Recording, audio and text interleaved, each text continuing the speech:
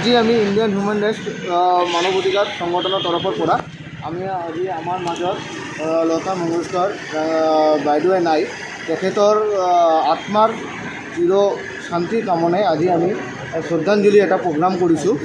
এই আৰু তেখেতে আজি আমাৰ মাজত নাই ঠিকেই, কিন্তু সদায় আমাৰ মাজত জীয়াই আছিল আৰু আমাৰ মনত সদায় জীয়াই থাকিব।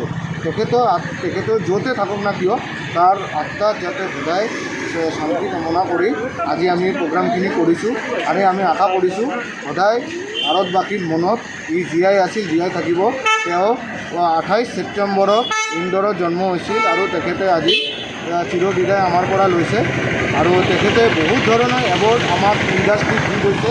তেওঁ এজন প্লেবেক ছিংগাৰ আছিল আৰু মিউজিক ইণ্ডাষ্ট্ৰীত তেওঁৰ বিৰাট বড় অৱদান আছিল। সেই অৱদান আমি কেতিয়াও পাহৰি যাব নোৱাৰোঁ। আমি কিয় ভাৰতবাসী কেতিয়াও তাৰ ঋণী সদায় ঋণী থাকিব তাৰ কাৰণে। তেওঁ আৰু আমাৰ কাৰণে এটা মহাশক্তি আছিল। ধন্যবাদ।